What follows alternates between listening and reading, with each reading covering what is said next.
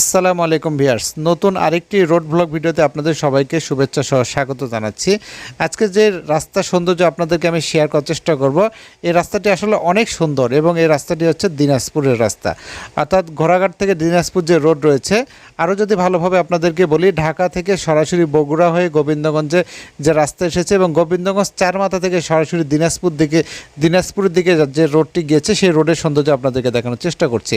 আমরা যদিও এখানে যাচ্ছি ওসমানপুর থেকে ঘোড়াঘাটের দিকে। ওকে, ছোটো ভাই রাজীবের একটা কাজ ছিল ওসমানপুরে, তো আসার সময় ওসমানপুরে আমরা যে রাস্তা দিয়ে এসেছি, রাস্তাটা অনেক সমস্যা বলতে কি কাজ চলছে। ওকে, রাস্তায় যখন কাজ চলে, সড়ক উন্নয়নের কাজ, তখন তো আমাদের অনেকটা সমস্যা হয়ে যায়। তো যে কারণে আমরা ওই দিক দিয়ে আসছিলাম, তো আমি বললাম যে রাজীব, এক কাজ করি, যেহেতু রাস্তার কাজ হচ্ছে, আমরা আর এই রাস্তা দিয়ে না ব্যাক করে সরাসরি আমরা মেইন রোড দিয়ে যাই। এই জন্য সুযোগ হয়েছে এই ভিডিওটা শ্যুট করার। দেখতে পাচ্ছেন কত সুন্দর রাস্তা। ওকে, তো এই রাস্তাটা হচ্ছে, আমরা যাচ্ছি কিন্তু মূলত দিনাজপুর থেকে ঘোড়াঘাটের উদ্দেশ্যে, অর্থাৎ দিনাজপুর রোড হয়ে ঘোড়াঘাটে যাচ্ছি। কেমন? আর আমরা তো দিনাজপুরে যাই নাই, আমরা গিয়েছিলাম ওসমানপুরে। তো এই রোডটাই মূলত চলে গিয়েছে সরাসরি গোবিন্দগঞ্জ থেকে ঘোড়াঘাট থেকে রানীগঞ্জ, এদিকে ফুলবাড়ি, চরকাই, বিরামপুর, এগুলো হয়ে সরাসরি দিনাজপুরে চলে গেছে। তো রাস্তার দুপাশে সৌন্দর্য দেখতে পাচ্ছেন, কি সুন্দর আম বাগান, তাই না? অনেক সুন্দর, সেই কালারফুল হয়েছে ভিডিওটি। আমি জানি না আপনাদের কেমন লাগছে, আপনারা অবশ্যই এই ভিডিওর কমেন্টে জানাতে পারেন। ওকে, তো এখানে বাচ্চারা দেখছেন যে স্কুল থেকে ফিরছিল। আসলে স্কুল জীবনের স্মৃতি আমাদের মনকে কিন্তু সবসময়ের জন্য দোলা দেয়, তাই না? সেই সময়গুলো আর কখনো ফিরে আসবে না। আসলে ওই সময় আমরা যে সময় কাটিয়েছি, যত মজা করেছি, সত্যি মাঝে মাঝে মনে হলে কান্না পাই। বিশ্বাস করেন, খুবই খারাপ লাগে যে একটা সময় আমরা বন্ধু বান্ধবের সাথে কত আড্ডা দিয়েছি, মজা করেছি, আর তারা আজ কোথায়, আমরা কোথায়। কারোর সাথে আমাদের তেমন যোগাযোগ নেই, কে কোন কাজে ব্যস্ত হয়ে পড়েছে, অনেকে হয়তো বা বিদায় নিয়ে চলে গেছে। ওকে, তো এই যে কথাগুলো আমরা যখন মনে করি বা স্মৃতিচারণ করি, তখন আমাদের অনেক কষ্ট লাগে। আর এখানে সেই জিনিসগুলোই কিন্তু বারবার ঘটে। দেখুন এই যে বাচ্চারা কিভাবে যাচ্ছে স্কুল থেকে, আসলে তাদের মধ্যে যে একটা বন্ধুত্ব, ফ্রেন্ডশিপ, এটা কিন্তু থাকবেই।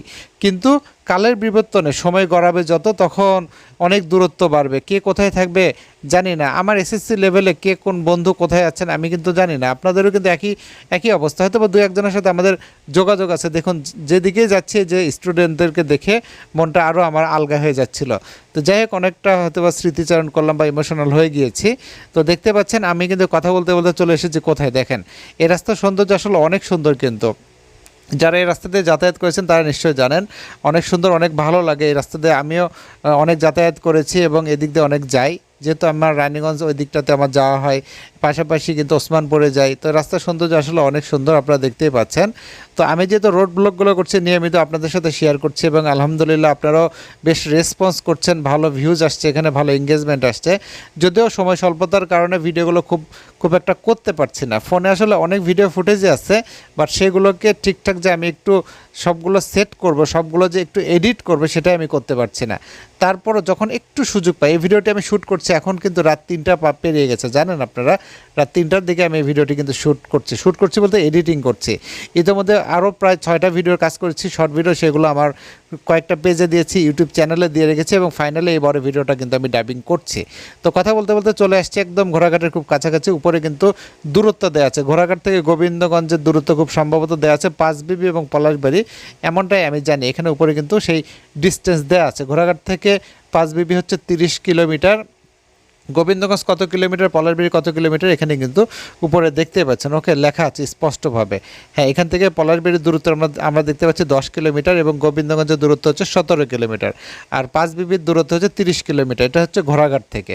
তো যাই হোক, কথা বলতে বলতে আসলে আজকে ব্লগের প্রায় শেষ পর্যায়ে চলে এসেছি। আমরা চলে এসেছি একদম ঘোড়াঘাটের খুব কাছাকাছি, সামনেই কিন্তু ঘোড়াঘাট।